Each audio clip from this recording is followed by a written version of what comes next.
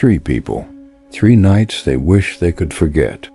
A college student who heard breathing through her apartment wall. A man who realized his security camera was watching him back. And a kid who found out his babysitter never actually left. Some nights you're not as alone as you think. I was 19, living in my first solo apartment off campus in Austin, and I thought I had everything figured out. Until the night I realized my neighbor's apartment had been empty for 3 weeks. The building was old, built in the 70s, with thin walls and even thinner doors. I'd been hearing sounds from the unit next to mine since I moved in: footsteps, water running, the occasional thud. Normal apartment noise. Or so I convinced myself. It was a Thursday when maintenance knocked on my door, asking if I'd seen the guy next door. Apparently, he'd moved out almost a month ago. The lease was terminated. The unit was supposed to be vacant. I stood there in my doorway, feeling my stomach drop. "That's impossible," I said. "I hear someone in there almost every night." The maintenance guy, Steve, gave me this look, half confused, half concerned. He pulled out his master key and offered to check it with me. I don't know why I agreed. Maybe I needed proof I wasn't losing my mind. The apartment was completely empty. No furniture, no belongings. Just carpet impressions where a couch used to be and dust everywhere. But here's what made my skin crawl. There were fresh footprints in that dust, recent ones, and a sleeping bag rolled up in the corner of the bedroom closet. Steve called the police immediately. I went back to my place and just sat there, replaying every sound I'd heard over the past 3 weeks. Someone had been living in that empty apartment right next to me, sharing a wall with my bedroom. The cops came, took the sleeping bag, found some other evidence of someone squatting there. They told me to keep my door locked and that they'd increase patrols. Real comforting, right? That night I couldn't sleep. Every creak, every whisper of sound felt amplified. Around 2 a.m., I heard it, the unmistakable sound of footsteps in the empty apartment next door. I grabbed my phone, hands shaking, and called 911, whispered the whole situation to the dispatcher. She told me to stay on the line and that officers were on their way. I pressed my ear against the wall, barely breathing. The footsteps were slow, deliberate. They moved from the living room toward what would be the bedroom. Then they stopped, right on the other side of the wall from where I was standing. Then I heard it, a voice, low and muffled, but clear enough. "I know you called them." My blood went ice cold. How did he know? Could he hear me through the wall the same way I heard him?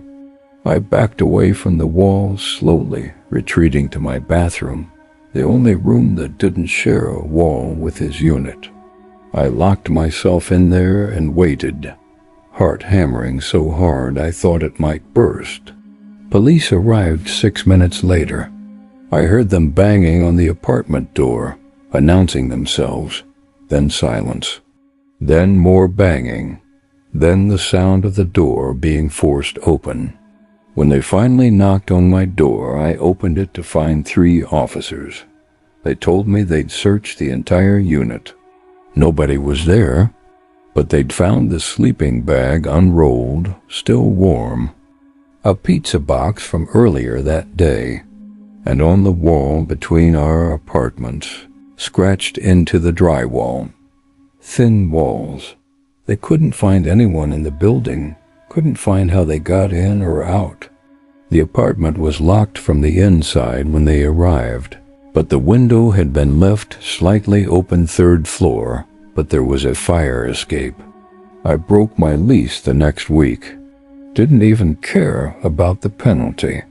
My parents helped me move into a newer building with better security and concrete walls. But here's what still keeps me up sometimes for 3 weeks. Someone was living right next to me, listening to me, learning my schedule.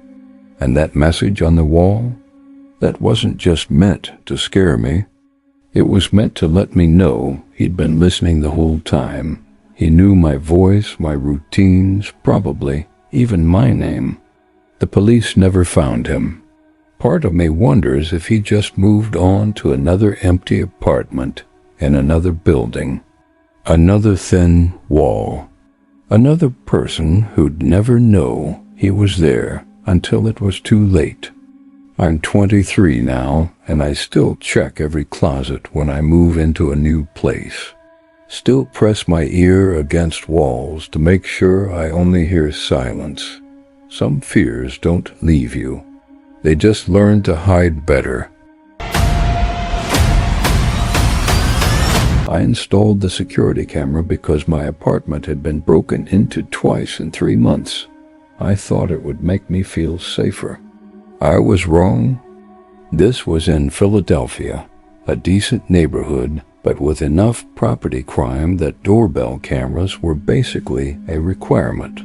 I got one of those smart cameras that sends alerts to your phone motion detection, night vision, cloud recording, the whole package. The first week was uneventful. I'd get notifications when I came home, when the mail carrier arrived, normal stuff. I actually started feeling better about living alone. Then I started noticing something weird.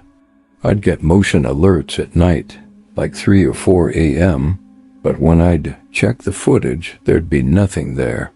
Just my dark apartment, completely still. I figured it was glitching, maybe picking up car headlights through the window or something. I adjusted the sensitivity settings and tried to ignore it, but the alerts kept coming. Always between 3 and 5 a.m., always showing nothing. Then one night, and I remember this so clearly it makes me nauseous, I was lying in bed around 3:30 a.m., couldn't sleep, scrolling through my phone. I got the motion alert. I opened the app to check, ready to dismiss another false alarm. This time the camera was pointing at my bedroom doorway, and in the frame, barely visible in the darkness, I could see my bedroom door, which was closed, which I always kept closed at night, except in the footage it was slowly opening. I looked up from my phone to my actual door. It was closed. I looked back at the screen.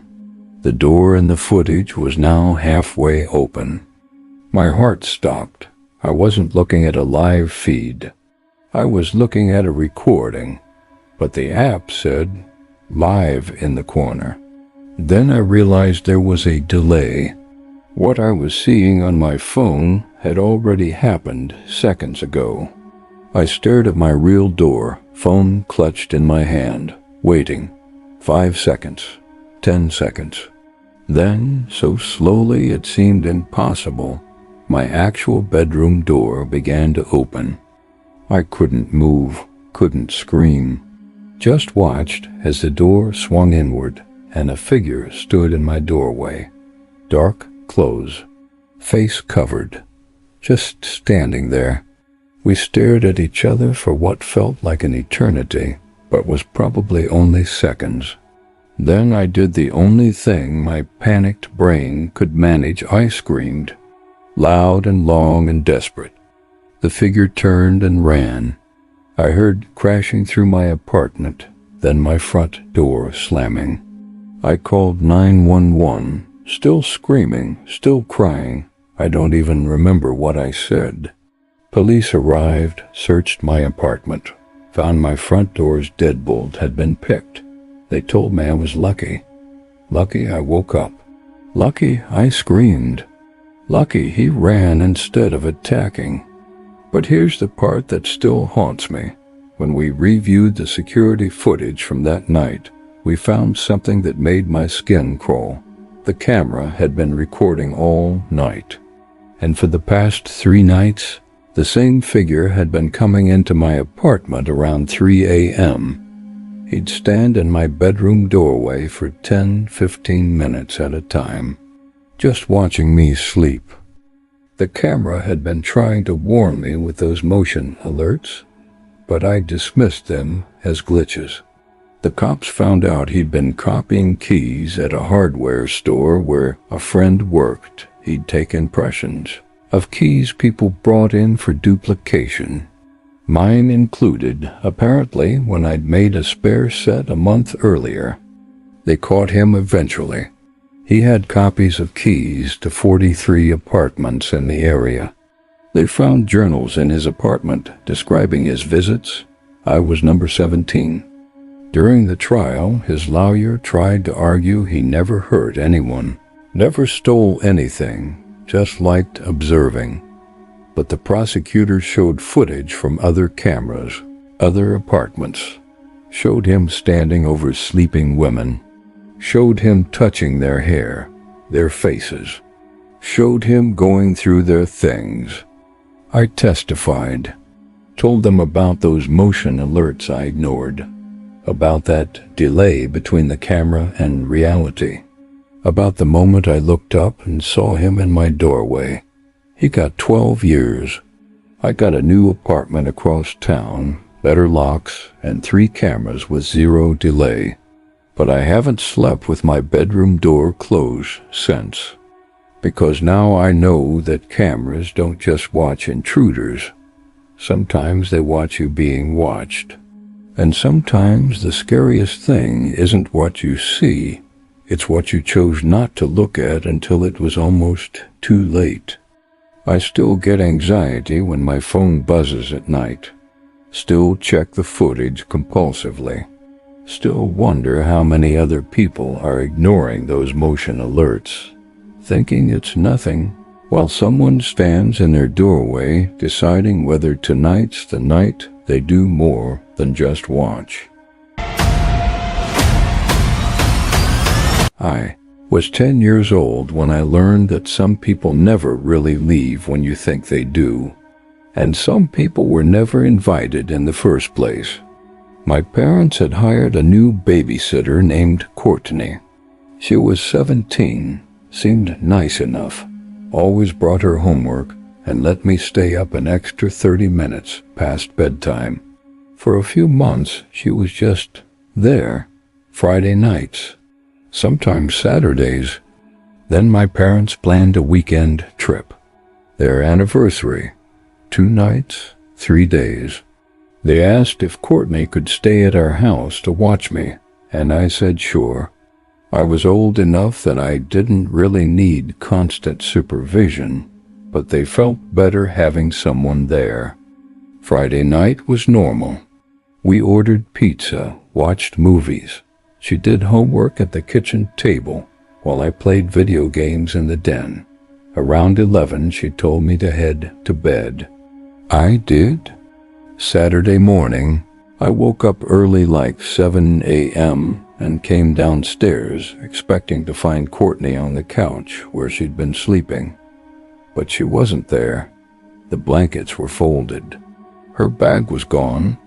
The spare key my parents had given her was sitting on the kitchen counter with a note. Had to leave early. Family emergency. You'll be fine.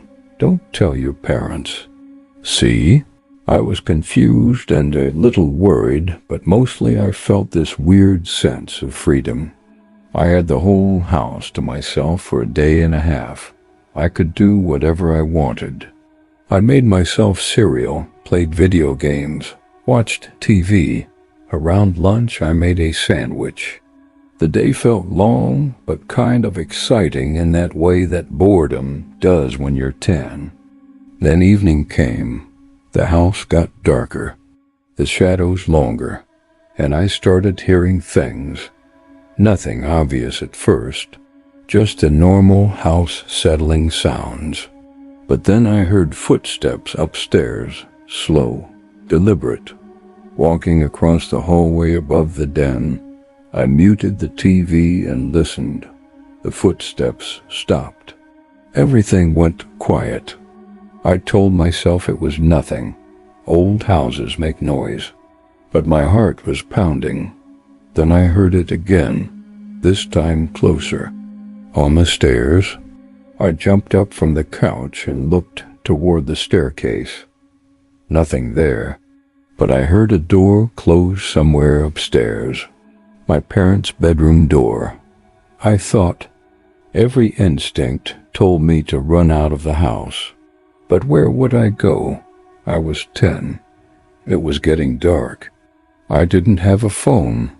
I went to the kitchen, grabbed the biggest knife I could find, and crept upstairs. My hands were shaking so bad I almost dropped it. I checked every room. My room, the bathroom, the guest room, all empty. Then I got to my parents' room. The door was closed. I never closed that door. I stood there for probably 2 full minutes, just staring at that door, trying to decide what to do. Finally, I pushed it open. The room was empty, but the closet door was open, and I never went in my parents' closet. I backed out of the room slowly, went back downstairs, and locked myself in the downstairs bathroom. It was the only room with a lock that actually worked. I sat in the bathtub with that knife and waited. Hours passed. I fell asleep eventually, still in the tub.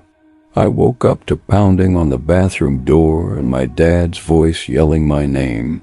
It was Sunday evening. They'd come home early. When I opened the door, both my parents looked terrified. I started crying immediately, telling them everything Courtney leaving, the note, the sounds, the footsteps. My mom called Courtney right away. Courtney picked up, sounded confused, said she never left, said she'd been there all weekend, said she went out for groceries Saturday morning and came back, said she looked for me but figured I was at a friend's house or something and didn't want to worry my parents by calling them. But I saw the note. I saw the key. My dad searched the house, found something in the attic I'd never seen before, a sleeping bag, some food wrappers, a backpack, and photos, printed photos of our family, of me, of the house.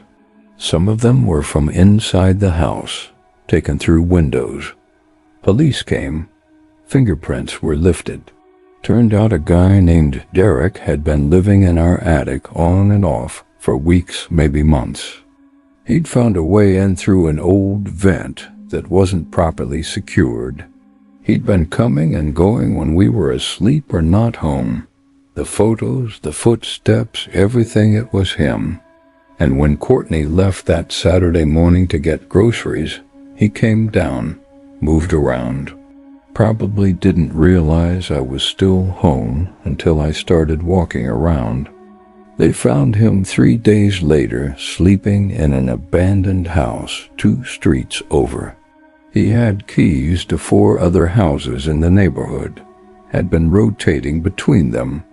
During the investigation, they found videos on his laptop, night vision footage of families sleeping, of people moving through their homes unaware, of me playing video games in the den. He'd been recording us for over 2 months. The thing that still messes with me, Courtney's note, was real. She'd left it Saturday morning. But Derek had taken the note, copied her handwriting, and left a fake one to make sure I stayed quiet. The real note said she'd be back by noon and to call her cell if I needed anything. He didn't want me calling anyone. He wanted me alone and scared and quiet. He got 8 years. I got therapy and a family that checks every corner of every house before we feel safe. I'm 16 now and I still don't like being home alone. Still check the attic. Still listen for footsteps that shouldn't be there. Because I learned that the scariest thing isn't monsters or ghosts. It's realizing that someone you never saw was always there, watching, waiting, living in the spaces between your walls and your safety, in the gaps between you thinking you're alone and the truth that you never were. If these stories made you feel something, fear, chills, or just that need to check your locks, hit that like button and subscribe to Midnight Zephyr. We bring you real stories from real people who lived through the impossible. Drop a comment telling us which story hit you hardest. We read every single one. 3 people, 3 nights they should have stayed home. One found something watching from the trees. Another heard footsteps that shouldn't exist. The last one, they opened a door that was never supposed to be opened. What happened next broke them in ways you can't imagine. September 2019. I was bartending at this dive off Route 9, middle of nowhere, Vermont, place called the Crooked Nail. Owner was this old guy, Eddie, who'd inherited it from his dad and never bothered updating a damn thing since the 70s. That night, we had maybe 6 customers total, storm rolling in, power flickering every few minutes. Around 11 p.m., everyone cleared out except this one woman, mid-40s, business casual, rental car keys on the bar.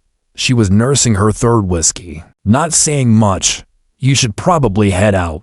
I told her, roads are gonna get bad. She looked at me with these empty eyes. There's someone in my hotel room. I stopped wiping down the bar. What? I checked in 2 hours ago. Travelodge. 3 miles up. I put my suitcase on the bed.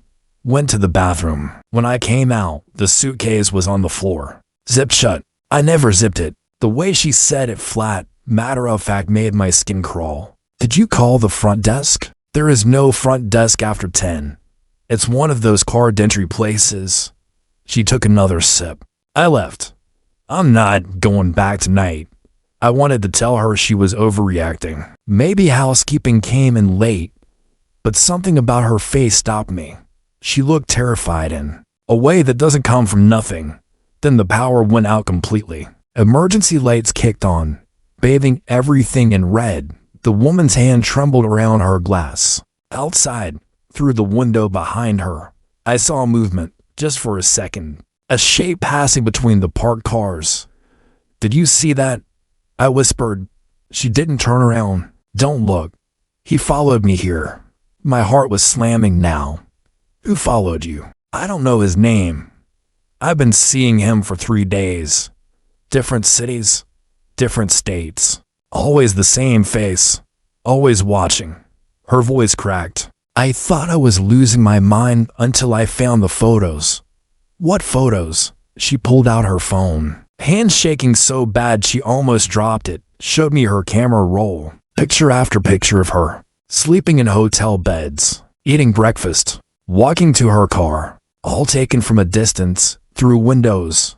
From dark corners. Jesus Christ. I breathed. You need to call the police. I did. They said it could be anyone. Without a clear face shot, there's nothing they can do. She finally turned to look at the window. He's out there right now, isn't he? I grabbed my phone, no signal. Storm must have knocked out the tower. That's when we heard it. Tap, tap, tap on the glass. Not random. Deliberate. 3 knocks. Pause. 3 knocks. The woman started crying, silently. Tears just streaming down her face. He always knocks 3 times before he tries the door. I reached under the bar for the aluminum bat Eddie kept there. My hands wouldn't stop shaking. We're gonna lock ourselves in the back office. We're gonna wait this out. Another 3 knocks. Close her now.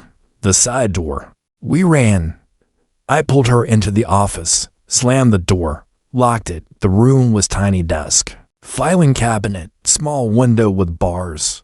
I called 911 on the landline. Busy signal.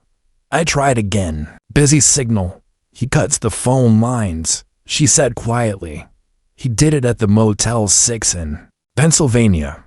How do you know all this? Because I woke up last night and he was standing at the foot of my bed. Didn't move. Didn't speak. Just stood there in the dark, watching me breathe. I felt like I was gonna be sick. What did you do? I closed my eyes and pretended to sleep. I prayed he'd leave. And he did. But he left something on the nightstand. She reached into her pocket and pulled out a Polaroid picture, handed it to me. It was her, asleep, taken from inches away. On the back, in neat handwriting, soon. I heard footsteps in the bar area now. Slow, methodical, boots on the wooden floor. Then the sound of bottles being moved around. He was looking for us. There's a back exit, I whispered, through the kitchen. We moved fast and quiet. I led her through the dark hallway, bat raised, every shadow making my pulse spike. The kitchen was a mess of steel counters and hanging pots. Exit door was 15 feet away. Then I saw him, standing in the doorway we'd just come from. Tall, average build, dark hoodie. But his face, I still see it in my sleep. He was smiling. Not a human smile. Too wide. Too knowing. We ran. Crashed through the exit door into the parking lot. Rain hammering down, wind screaming. Her rental car was closest. She fumbled with the keys. Dropped them. I grabbed them. Unlocked the door. We both jumped in. I started the engine. Threw it in reverse. He was standing right behind the car. I slammed the brakes just in time. He didn't move, just stood there in the headlights. Rain pouring over him, staring at us through the back window. The woman was screaming, "Go, go, go." I put it in drive and floored it, swerved around him. Didn't look back until we were a mile down the highway. She was sobbing. I was hyperventilating. I drove us straight to the police station in the next town. We told them everything. They sent units to the Crooked Nail and her hotel. They never found anyone. No sign of forced entry. No footprints in the mud outside the bar. The phone lines were fine. But here's the thing that keeps me up at night. When they checked the security camera footage from her hotel, the one she checked into that afternoon, it showed her entering her room at 6:47 p.m. And it showed someone else entering at 6:51 p.m. using a key card. Walking right in like they belonged there. The police never identified him. They said the footage was too grainy. But I saw it. I know what I saw. And last week, I got a package at my apartment. No return address. Inside was a Polaroid of me sleeping in my bed. On the back, soon. I'm a long-haul trucker. Have been for 11 years. You see things on the road at 3 a.m. that you can't explain, stuff that makes you question reality. But nothing comes close to what happened on I-80 outside of Iowa City. March 2023. I was hauling electronics from Chicago to Sacramento, running behind schedule because of weather delays. It was pushing 2 a.m. when I saw her, little girl, maybe 7 years old, standing on the shoulder of the highway in a white nightgown, no adult. No car, no houses for miles, just her. I hit the brakes. By the time my rig came to a full stop, I was a quarter mile past her. I grabbed my flashlight and walked back along the shoulder, emergency flashers blinking behind me. She was still there, hadn't moved, bare feet on the gravel, hair soaked from the light rain. "Hey, sweetie, you okay?" I called out. She didn't respond, didn't even look at me. Just stared straight ahead at nothing. I got closer. "Where are your parents?" Nothing. Her face was blank. Empty. I pulled out my phone to call 911. And that's when she spoke. "She's coming." Her voice was wrong. Too deep. Too old. "Who's coming?" "Honey, the lady in the road. She's almost here." I turned around, shining my flashlight down the highway. Nothing but darkness and rain. There's nobody there. When I turned back, the little girl was gone. I'm talking vanished. Completely. I spun in a circle, flashlight cutting through the dark.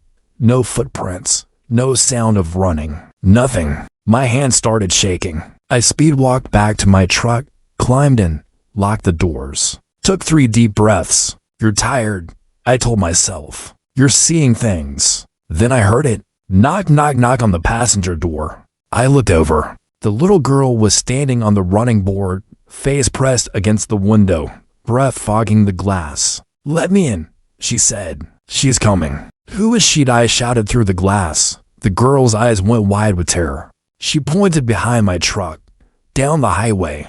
I looked in my side mirror. Someone was walking up the road. A woman. Long dark hair. White dress. Moving in this jerky, unnatural way. Like a puppet on strings. Jesus Christ. I breathed. "Let me in. Please."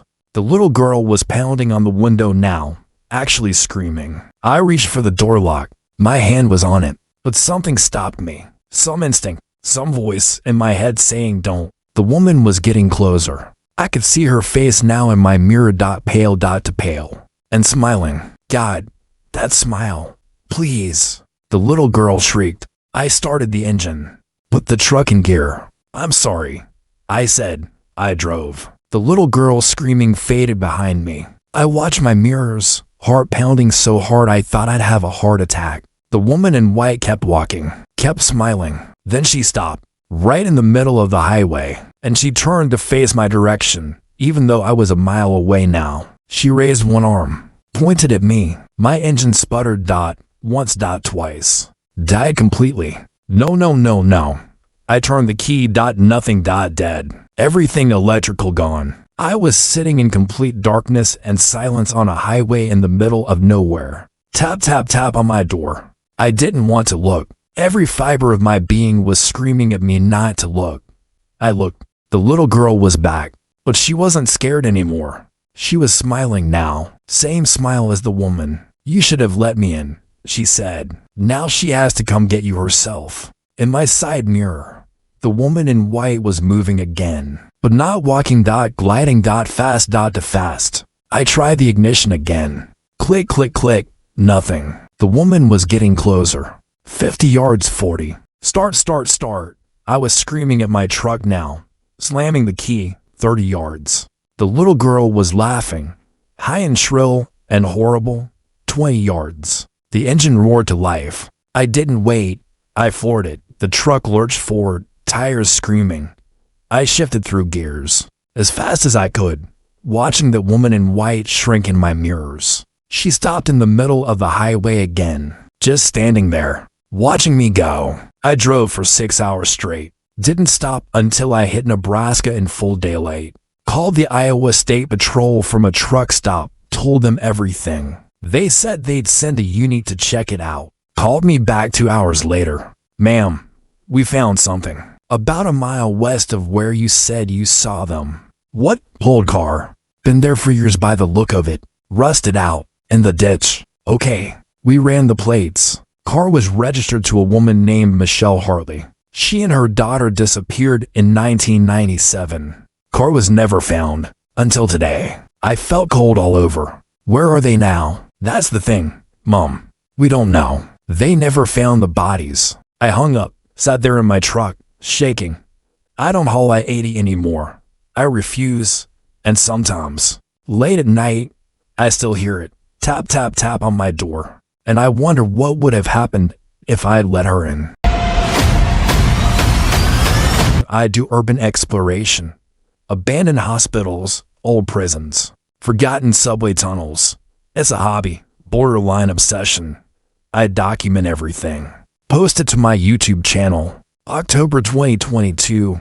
My buddy Jake found this place upstate Tan, abandoned psychiatric hospital that's shut down in 1989. The Holloway Institute. Local legend said patients died in a fire and the place was cursed. Typical creepy story. But the building was supposed to be incredible. Victorian architecture. Mostly intact. We went on a Friday night. Just me, Jake, and my girlfriend Mira. We brought cameras, flashlights, respirators for the mold. The fence was already cut. Someone had been there before us. We should have taken that as a warning. Inside was exactly what we'd hoped for: peeling wallpaper, rusted gurneys, patient records scattered everywhere. We were filming everything, absolutely geeking out. Then we found the basement door. "Hell yes," Jake said, already pulling it open. "Wait," Mira grabbed his arm. "Do you smell that?" We all stopped. There was a smell, faint, sweet, and rotting at the same time. "Probably dead animals," I said. Happens in these places all the time. We went down anyway. The basement was a maze. Narrow hallways, rooms branching off in every direction. Old hydrotherapy equipment, medicine, cabinets, and doors. So many doors. Most were open or off their hinges. But one, at the very end of the main hall, was closed and padlocked from the outside. Why would someone lock a door in an abandoned building? Mira asked. Good question. Jake pulled out his bolt cutters. Let's find out. Maybe we shouldn't, I said. Something felt wrong. The air down there was heavy, oppressive. Come on, Dev. When have we ever passed up a locked door? Jake cut through the lock. It fell to the floor with a metallic clang that echoed forever. He pulled the door open. The smell hit us immediately. So strong we all gagged. Death. Decay. Something worse. Oh my God. Mira covered her mouth. We need to leave. Now. But Jake was already shining his light inside. Holy shit, guys. Look at this. It was a roomy small. Maybe 10 by 10 feet. The walls were covered in writing. Scratched into the plaster. Thousands of words. Some were illegible. Most weren't. But they all said variations of the same thing. Don't let it out, keep the door closed, it's still alive, it's waiting. What the fuck? Jake breathed. In the center of the room was a chair. And in the chair, perfectly preserved, was a man in a hospital gown. Dead. Eyes open. Staring at the door. We're calling the police. I said, right now. Look at his hands, Mira whispered. His fingers were worn down to bloody knobs. He'd carved those words. All of them. Scratched them into the walls until there was nothing left of his fingers. How long has he been dead? Jake asked. I don't know. But we need to. The man blinked. We all screamed. Scrambled backward. I dropped my camera. The man didn't move. Didn't breathe. But his eyes were definitely open now, and they were looking right at us. Go, go, go. I shoved Jake and Mira toward the door. We ran, but behind us, I heard it, a voice, dry, crackling, like paper being crumpled. You opened the door. We didn't stop running. Up the stairs, through the hallways, out into the night. We jumped in Jake's car, and he peeled out of there, tires screaming. Nobody spoke for 5 minutes. Finally, Jake said, What the hell was that? I don't know. I said, I don't want to know. Mira was crying. Did we just kill someone? What? That man. The writing. What if he locked himself in there? What if he was keeping something in? That's insane, I said. But I didn't believe my own words. We called the police. Anonymous tip. Told them about the body. They found the hospital, found the basement, found the room. But they never found a body. The chair was there. The writing was there. But no corpse. No evidence anyone had been in that room for decades. They thought we were pranking them. But here's the thing. 2 days later, Jake called me at 4 a.m. Dev, someone's in my house. What? Call the police. I can't. My phone's dead. I'm calling you from my laptop. I can hear them walking around downstairs. Jake, hang up and call 911. I can hear him talking. He's saying something over and over. What is he saying? You open the door. You open the door. You open the door. The line went dead. I drove to Jake's house. Police were already there. Break in. Jake was fine. Shaken up. But fine. Nothing was stolen. Nothing was damaged. But on his bedroom wall, scratched into the paint, thank you for letting me out. Jake moved 3 states away. We don't talk anymore. Mira broke up with me a week later. Said she couldn't be around anyone who was there that night. And me. I stopped doing urban exploration. Deleted my channel. Because 2 nights ago, I woke up to find every door in my apartment standing wide open. And in the center of my living room, someone had arranged all my furniture in a circle around a single chair. Sitting on the chair was a note, your turn to sit. I don't sleep much anymore. Before we get to the next nightmare real quick, if these stories are messing with your head the right way, smash the like button and subscribe to Midnight Zephyr. We bring you true horror every single week now. Let's keep going. Some people work nights because they have to. Others do it because daylight doesn't hide what they become. Tonight, you're hearing from 3 people who learned that lesson the hard way. A warehouse worker who found something breathing in the inventory. A rideshare driver who picked up the same passenger twice in one night. And a security guard who realized the building wasn't as empty as the logs claimed.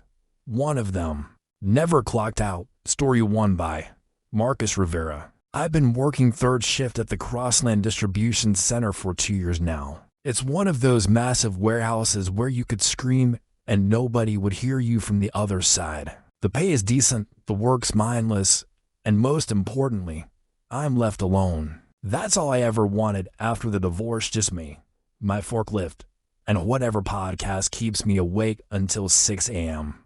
The center processes returns for about 40 different retailers. Damaged goods, customer returns. Overstock, it all comes through our facility before getting sorted, refurbished, or destroyed. I'm in Section K, which handles electronics and small appliances. There are security cameras everywhere, but half of them haven't worked in months, and everyone knows it. 3 nights ago, I was doing my usual routine around 30 a.m. I'd already cleared about 60 pallets, and I was feeling the good kind of tired where your body's on autopilot, but your mind's sharp. I was heading toward the back corner of Section K, an area we call the pit because it's where all the weird, uncategorized stuff ends up. Broken furniture, recalled products, things that don't skim properly in the system. That's when I heard it, a humming sound, not mechanical, human. I cut the forklift engine and listened. The fluorescent lights buzzed overhead, and somewhere far off, I could hear the evict system groaning. But underneath all that was a melody. Someone was humming a tune I didn't recognize, slow, deliberate, almost like a lullaby. Hello, I called out. My voice echoed against the metal shelving units. Night crew. Nothing. I climbed off the forklift and grabbed my flashlight. Company policy says we're supposed to report anything unusual to the shift supervisor. But honestly, I didn't want to look paranoid. Maybe it was just sound carrying weird through the warehouse. Maybe someone from Section J was messing around. I walked deeper into the pit. The humming got louder. My flashlight beam cut through the darkness between towers of returned merchandise. And that's when I saw him, a man sitting cross-legged on top of a pallet, facing away from me. He was wearing what looked like a hospital gown, and his back was covered in dark stains. The humming was coming from him. Hey, I said, trying to keep my voice steady. You're not supposed to be in here. He stopped humming. Just like that, complete silence. Then, slowly, and I mean slowly, he turned his head to look at me. Not his body, just his head. It kept turning past the point where a neck should stop, and I swear I heard something crack. His face was wrong. I can't describe it any other way. The proportions were off, like someone had drawn a person from memory but gotten all the measurements wrong. His smile was too wide. His eyes were too far apart, and he was staring at me with this expression of pure, childlike joy. Found you, he whispered. I ran. I didn't think, didn't question it. I just turned and sprinted back toward my forklift. Behind me, I heard a sound like someone jumping down from a height, and then footsteps. Fast footsteps, bare feet slapping against concrete. I reached the forklift and fumbled with the keys. My hands were shaking so badly I dropped them twice. The footsteps were getting closer. I could hear his breathing, now rapid, excited, like he was having fun. The engine roared to life, and I threw it into reverse without looking. I heard a thud and a grunt, and when I glanced back, he was on the ground, clutching his leg. But he was still smiling, still staring at me with those wrongly spaced eyes. I drove the forklift straight to the supervisor's office and pounded on the door, until Jerry came out, looking annoyed and half asleep. I told him everything, the humming, the man, all of it. He looked at me like I'd been sniffing the cleaning chemicals. But he followed me back to the pit anyway, with 2 other workers for backup.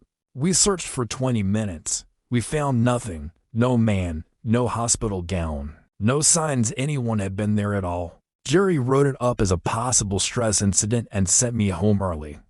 I didn't argue. Here's the thing, though. Yesterday, I was doing inventory count in Section K, and I found something tucked behind a damaged refrigerator unit. It was a patient wristband, the kind hospitals use. For identification, the name was faded, but I could still make out part of it. North Pines Psychiatric Facility. I looked up North Pines. It closed down 6 years ago after multiple patient deaths and a lawsuit. But here's what made my blood run cold. It was less than 2 miles from the warehouse. Close enough to walk, close enough to hide in during the day and come out at night. I haven't been back to Section K since. I told Jerry I'm switching to Section D, and I don't care if it means a pay cut. He gave me this weird look and said, "You're the third person to request that this month." I didn't ask what happened to the other two. I don't want to know. But sometimes, when I'm on the far side of the warehouse and everything's quiet, I swear I can still hear it. That humming, that slow, deliberate melody that sounds like someone singing a child to sleep. And I wonder if he's still looking for me. If he's still in the pit, sitting on a pallet in the dark, waiting for someone else to find him, or waiting for me to come back. Story to buy. Alicia Tran. I drive for Lyft in Phoenix. For nights a week, 8 p.m. to 4 a.m., mostly covering the airport runs and drunk passengers stumbling out of downtown bars. It's not glamorous, but it pays my nursing school tuition, and I'm good at it. I know which riders are going to tip, which ones are going to puke, and which ones I need to cancel on before they even get in my car. Last Tuesday, I picked up a passenger at 11:47 p.m. The pickup location was a residential street in Maryvale, not the best neighborhood, but not the worst either. The app said his name was David R. No profile picture. 4.6 star rating. I normally don't take passengers under 4.8, but it was a slow night, and the trip was 18 minutes to a hotel near the airport. Easy money. I pulled up to the address and saw him standing under a streetlight. Tall guy, maybe 6'2", wearing a gray hoodie and jeans. He had a duffel bag slung over one shoulder. He got in the back seat without saying a word and immediately put in earbuds. Fine by me. Silent passengers are my favorite. We drove for about 10 minutes in complete silence.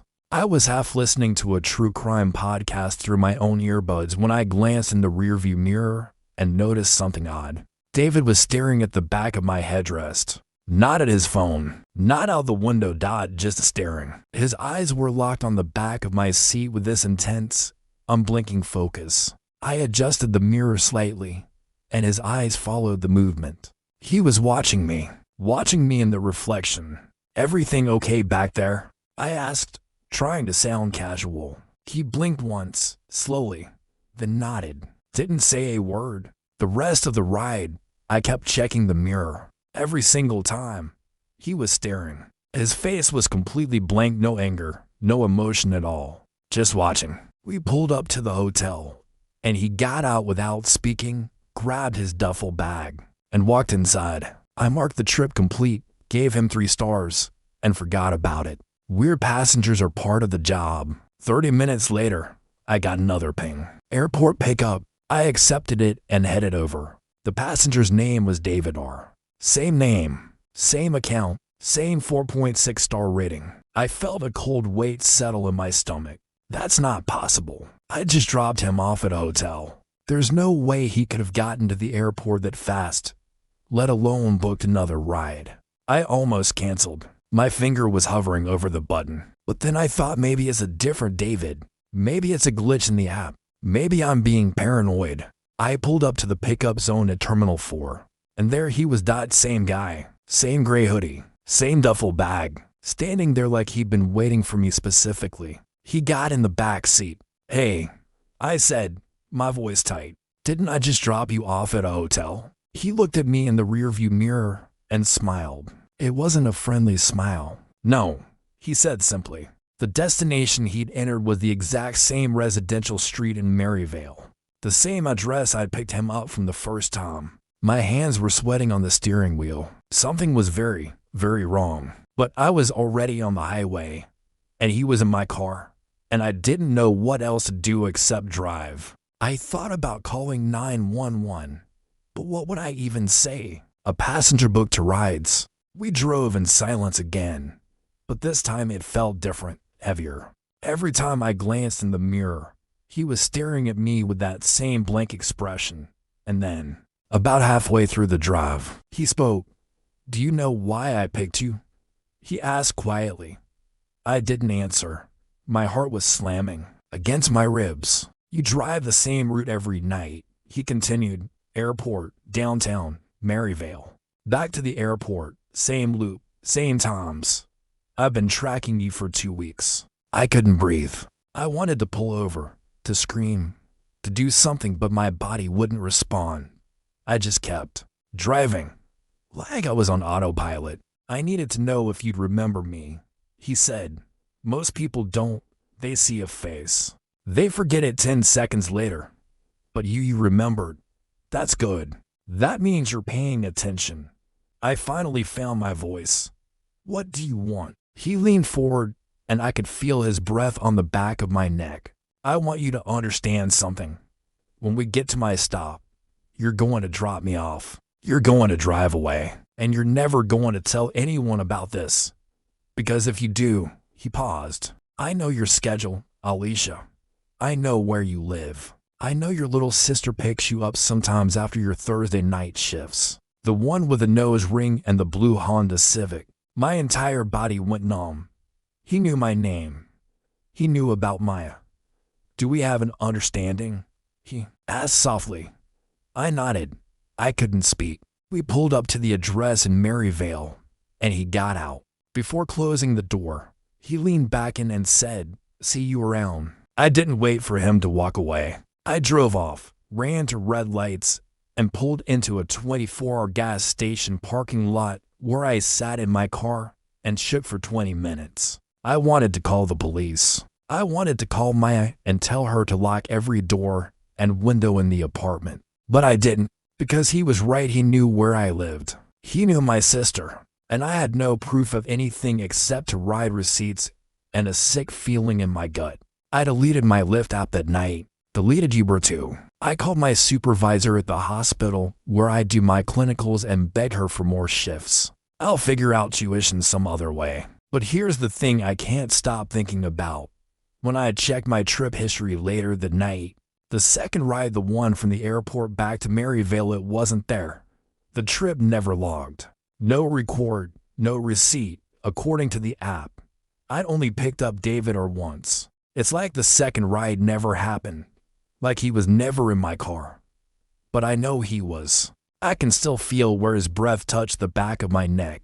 And last night, around 3 a.m., I got a notification on my phone.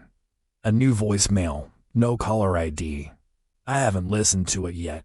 I don't think I want to. Story 3 by Owen Pritchard. Security guard work is the most boring job on the planet. Until it suddenly isn't. I've been doing it for 8 years now, and I've worked everywhere from shopping malls to construction sites to corporate office buildings. My current gig is at Harmon Tower, a 12-story office complex downtown. That houses about 30 different companies, accounting firms, marketing agencies, a few law offices. Nothing exciting. I work the overnight shift, 10 p.m. to 6 a.m. My entire job is to walk the building twice per shift, check that all the doors are locked, and make sure nobody breaks in. The rest of the time, I sit at the security desk in the lobby, watch the camera feeds, and scroll through my phone. I've probably watched every show on Netflix twice. The building's supposed to be completely empty after 8 p.m. Everyone clocks out. The cleaning crew finishes by 9, and then it's just me and 12 floors of dark offices. That's how it's been for 3 years without a single incident. Until last week. I was doing my first walkthrough around midnight. I always start on the top floor and work my way down, checking every door, every conference room, every bathroom. The 12th floor houses a tech startup called Apex Solutions. About 40 employees. Lots of expensive equipment. Floor-to-ceiling windows with a view of the city. I unlocked the main door with my master key and stepped inside. The motion sensor lights flickered on automatically, illuminating rows of cubicles and a kitchenette area. Everything looked normal. I was halfway through my check when I noticed something. One of the computers was on, not just on actively being used. I could see the screen glowing from across the room, and as I got closer, I saw the cursor moving. Someone was typing. I froze up, my hand instinctively went to the radio clipped to my belt. "Hello?" I called out. "This is building security. If someone's working late, you need to check in at the front desk." The typing stopped. The cursor stopped moving, but whoever was there didn't respond. I walked toward the cubicle slowly, my flashlight raised. "Sir or Mom, I need you to identify yourself." Company policy. When I reached the cubicle and looked around the partition, there was nobody there. The chair was empty, but the computer screen was still on, and there was a document open, just one sentence, typed over and over again. "He sees you, he sees you, he sees you, he sees you." My skin went cold. I looked around the floor, checking every corner, every desk, every possible hiding spot. Nothing. The place was empty. I shut down the computer, finished my walkthrough as fast as possible, and went back down to the lobby. When I checked the camera feed for the 12th floor, I saw myself entering Apex Solutions, walking around, checking the cubicles, but there was nobody else on the footage.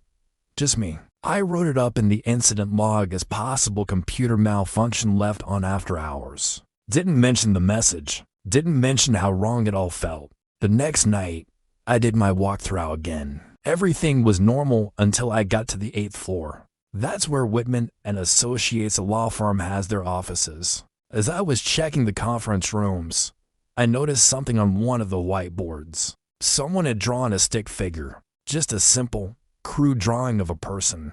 But underneath it, in small letters, was written, "Owen." That's my name. Nobody in this building knows my name except my supervisor, and he works days. I don't wear a name tag. I don't introduce myself to anyone. I erased the whiteboard with shaking hands and got out of there. Third night, I almost called in sick, but I needed the paycheck, and I kept telling myself I was being irrational. It was probably someone from the cleaning crew messing with me. Maybe there was a late-night worker I didn't know about. But that night, things escalated.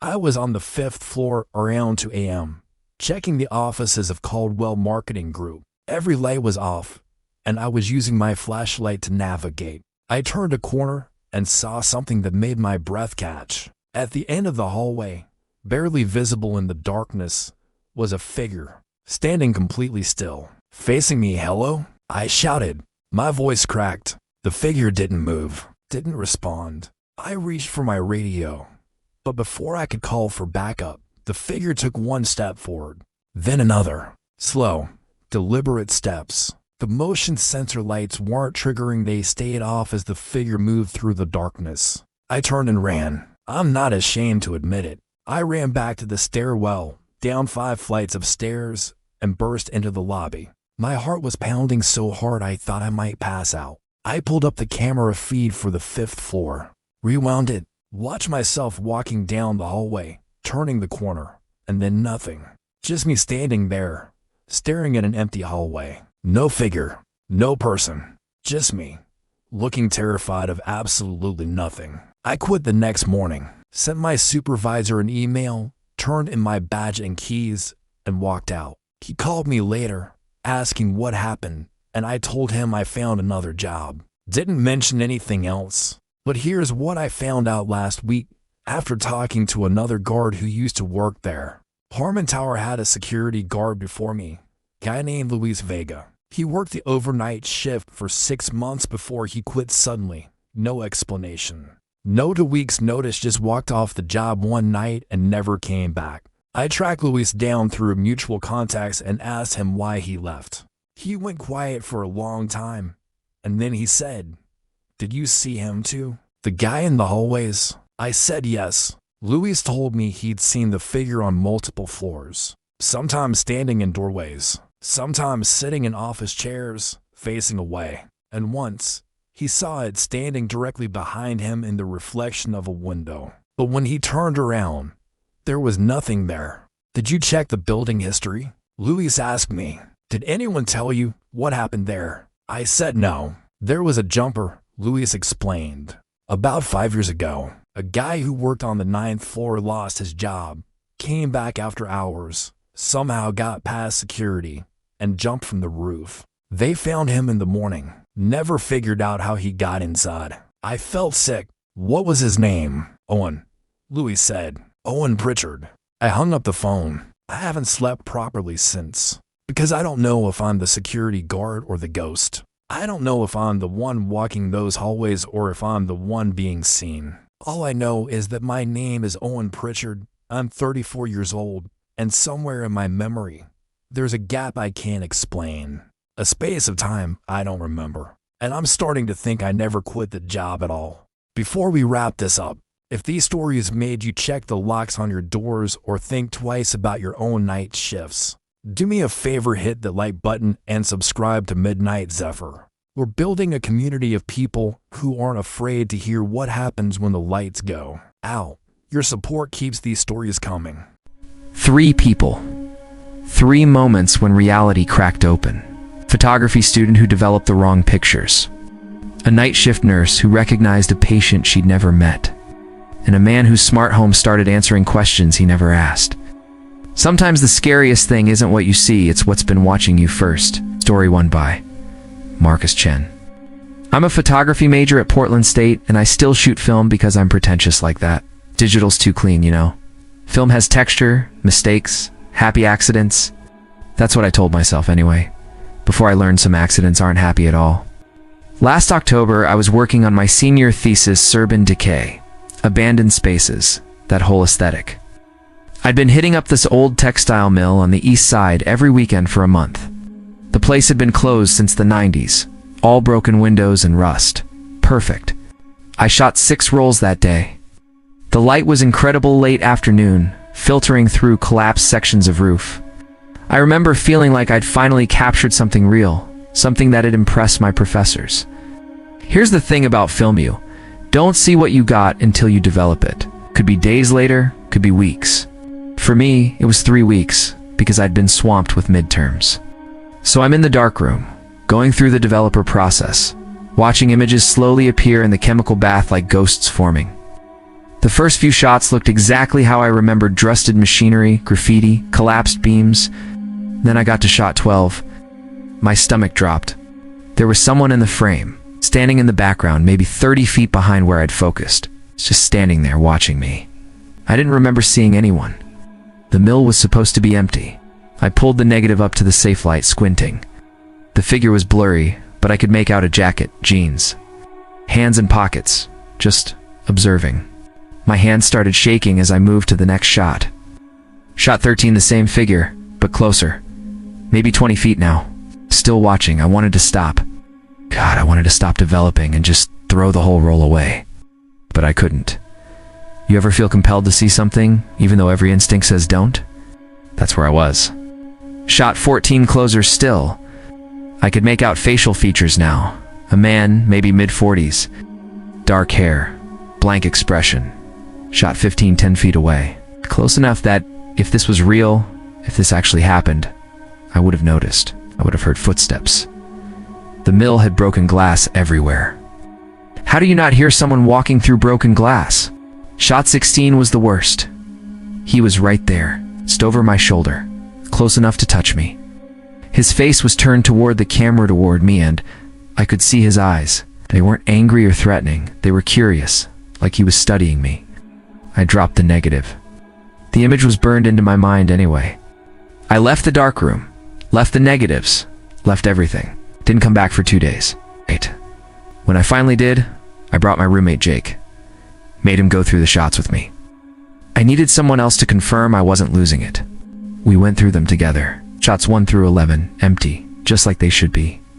Shot 12 through 16, the figure, getting progressively closer. Jake went pale. Dude, he said, Did you feel anything when you were shooting? I hadn't, that was the problem. I felt nothing. He kept going. Shot 17, 18, 19, back to normal. Empty spaces. No figure.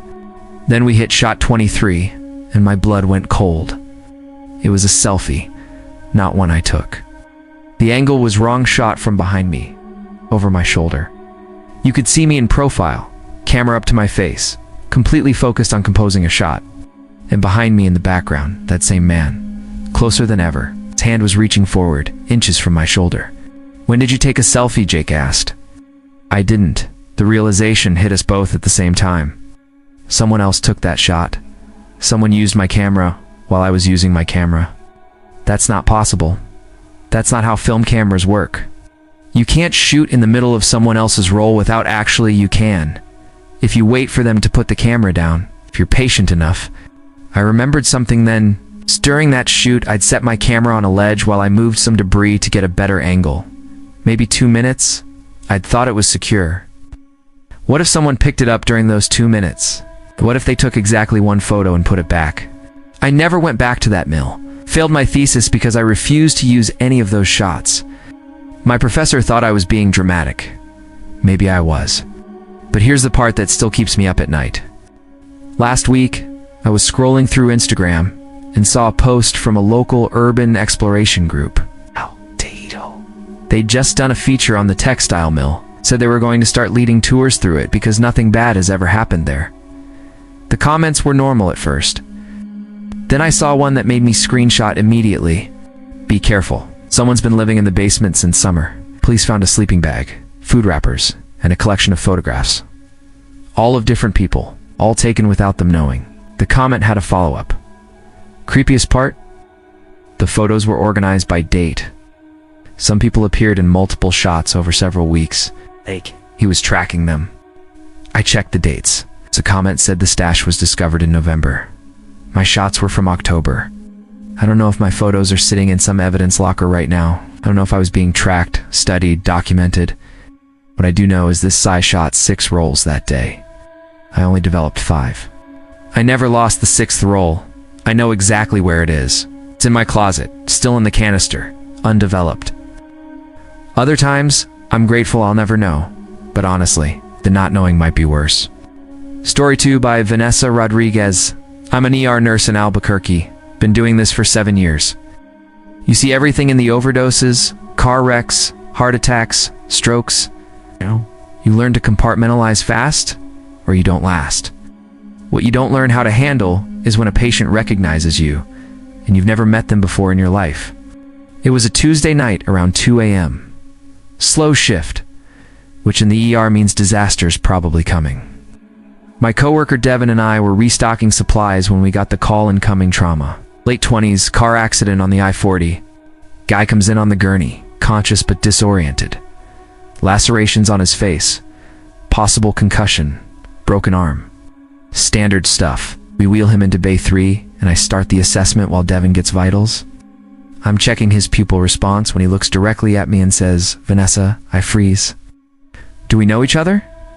"You always get the hazelnut creamer," he says, "not the French vanilla." My stomach drops.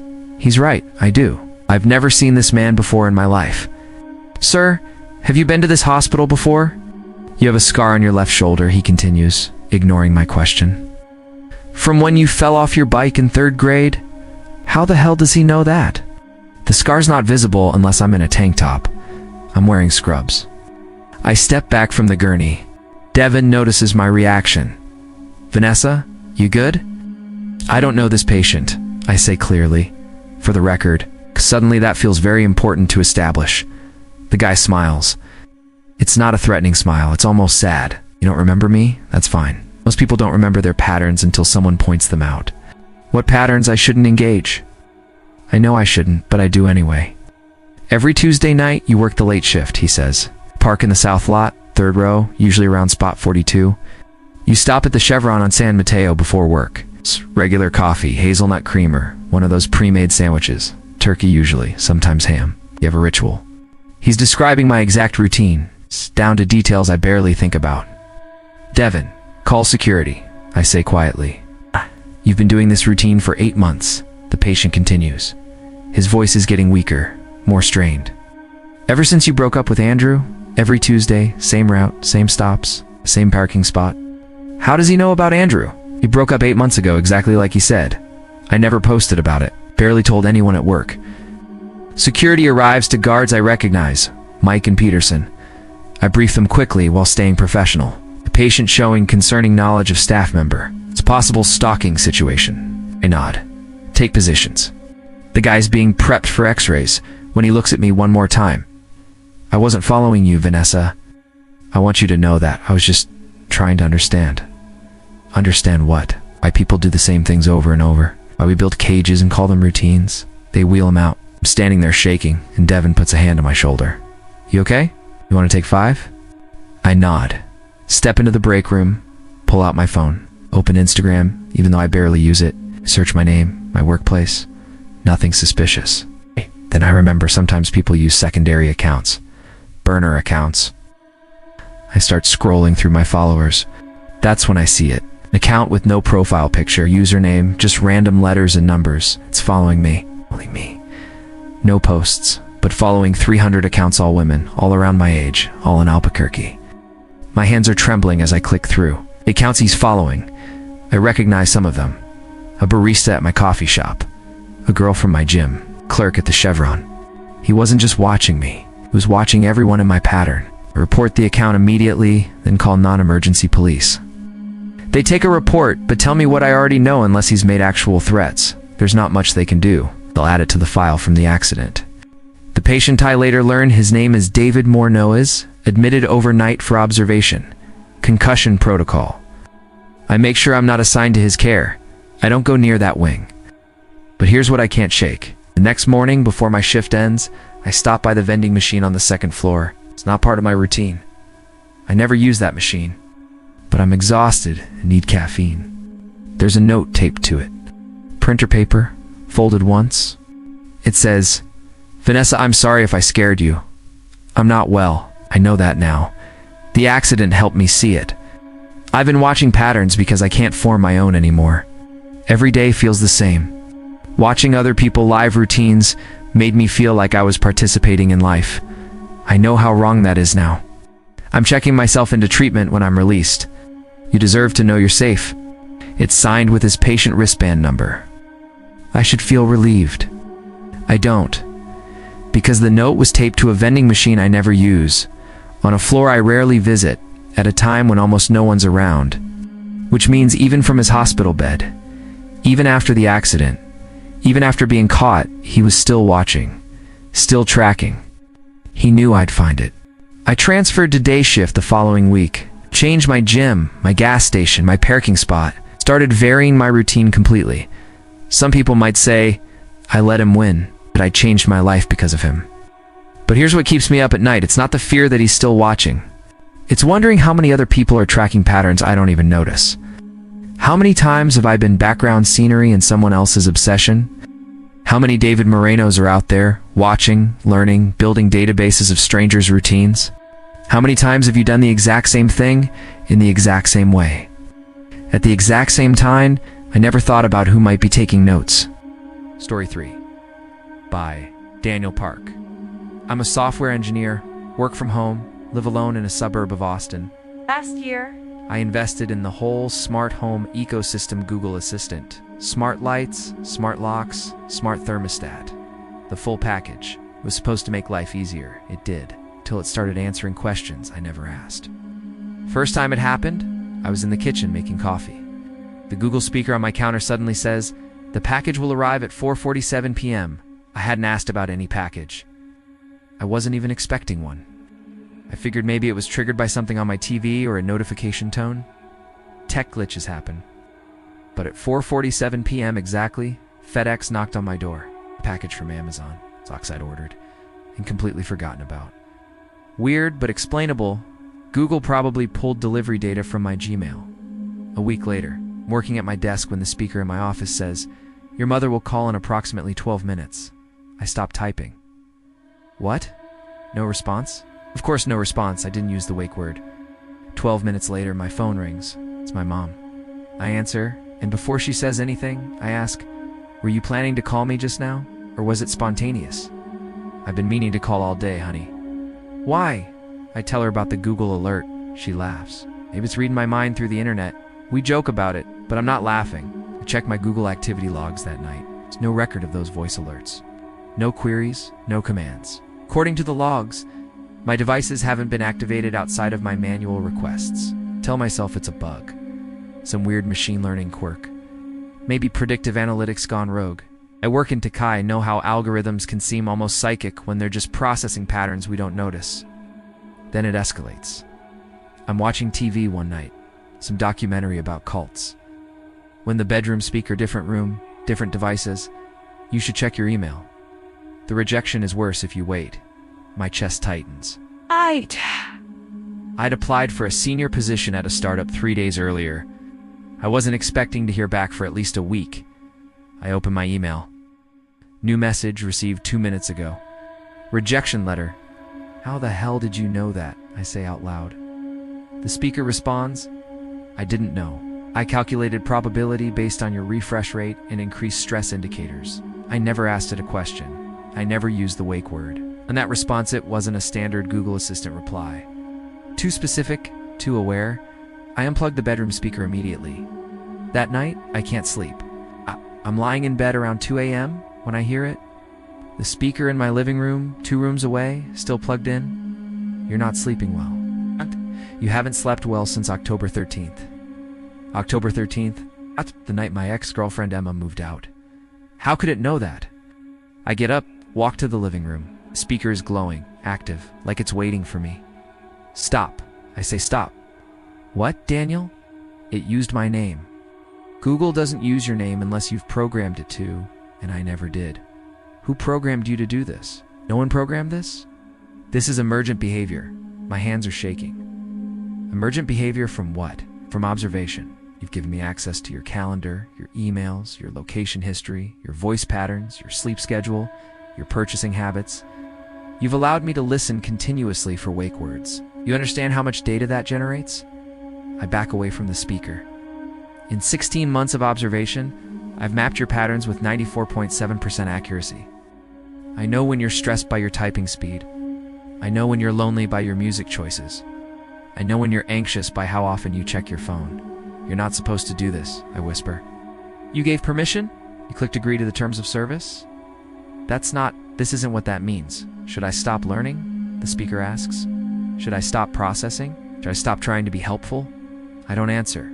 I'm frozen. You asked me to make your life easier, Daniel? Okay, I'm trying to do that. Anticipating needs is efficiency. Prediction is service. I walk over and unplug it. The glow dies. Silence. I spend the next hour unplugging every smart device in my house. Speakers, lights, thermostat, everything. My house goes dark except for my phone flashlight.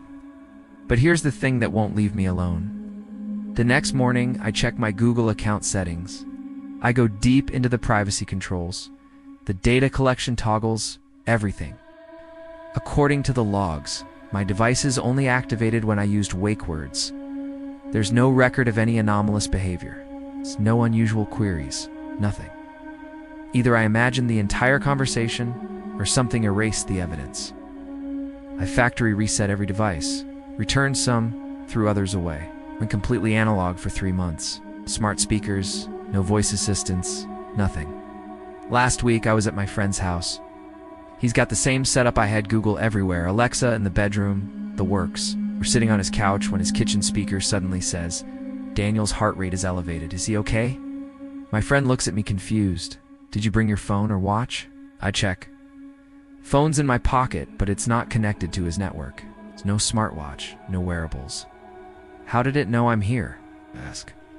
Probably facial recognition from my door camera, he says casually. It's a new feature. I leave shortly after. Here's what keeps me up now. I got rid of all my smart devices, but I still have a smartphone, still have a laptop, still use email, social media, GPS. What's the real difference? That conversation with my Google Home, whether it was a sophisticated glitch or something else, showed me something I can't unsee. We invite these systems into our homes, our routines, our private moments. We let them listen, watch, learn. And we think we're in control because we can unplug them. But the data doesn't unplug. The learning doesn't stop. Somewhere in some server farm I'll never see, there's a profile of me with 94.7% accuracy. It knows when I'm stressed, when I'm lonely, when I'm not sleeping. And honestly, the scariest part isn't that it knows. It's that I taught it. If you made it this far, do me a favor. Hit that like button, Subscribe to Midnight Zephyr and drop a comment telling me which story messed with you the most. These stories, they're why I keep doing this. Because sometimes the real horror isn't ghosts or monsters. It's the small cracks in reality that make you question what's actually watching back.